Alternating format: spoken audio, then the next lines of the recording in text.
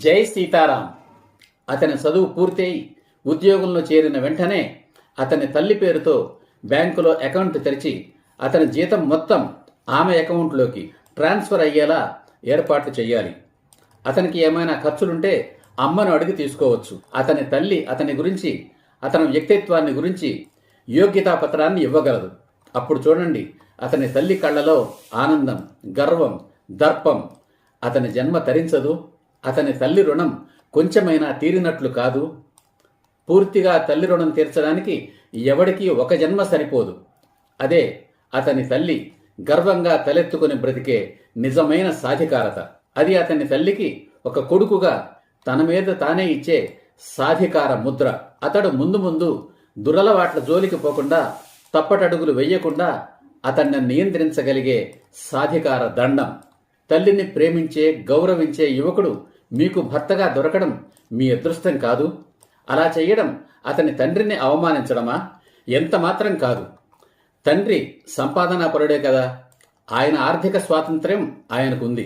నిజానికి అతని తండ్రి కూడా తన తల్లి విషయంలోనూ, భార్య విషయంలోనూ అలాగే చేసి ఉండాల్సింది. కానీ అప్పటికి నేను లేను, నా ఈ సిద్ధాంతమూ లేదు, ఇలా చెప్పిన వాళ్ళు లేరు. అదంతా గతం. గతాన్ని మార్చలేం, భవిష్యత్తును మార్చుకుందాం.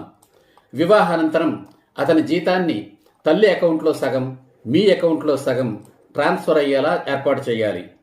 తన భార్యగా, ఇల్లాలుగా, అంటే ఇంటి యజమానురాలుగా నీకు అతడు ఇచ్చే నిజమైన సాధికారత అదే.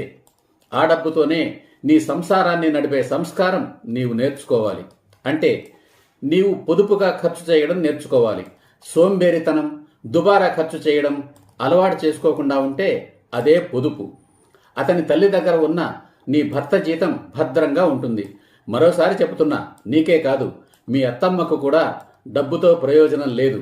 కనుక ఆమె దగ్గర ఉన్న డబ్బు భవిష్యత్తులో మీ పిల్లల చదువులకు, పెళ్లిళ్లకు అవసరమవుతాయి. మీకు ఎప్పుడైనా కొద్దో గొప్ప అవసరమైతే ఆమెను అడిగి తీసుకోవచ్చు.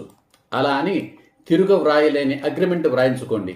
ప్రతిగా జీవితాంతం తోడుగా ఉంటానని, మీ అత్తమామల్ని నీ స్వంత తల్లిదండ్రుల్లా ఆదరిస్తానని, గౌరవిస్తానని అగ్రిమెంట్ రాసివ్వండి. మీ అమ్మ తన అత్తగారిని, అంటే మీ నానమ్మను ఎలా ఆదరించిందో, ఎలా గౌరవించిందో నీకు తెలిసే ఉంటుంది. నువ్వు మాత్రం నీ అత్తగారిని నీ స్వంత తల్లి కంటే మిన్నగా ఆదరించు, గౌరవించు. ఒకవేళ మీ అమ్మ తన అత్త పట్ల తప్పు చేసినట్లయితే అదే తప్పు నువ్వు కూడా చేయనవసరం లేదు. అప్పుడే నీ భర్తను నీవు గౌరవించినట్లు. ఈ వీడియో నచ్చితే లైక్ చేయండి. జై హింద్, జై సీతారాం.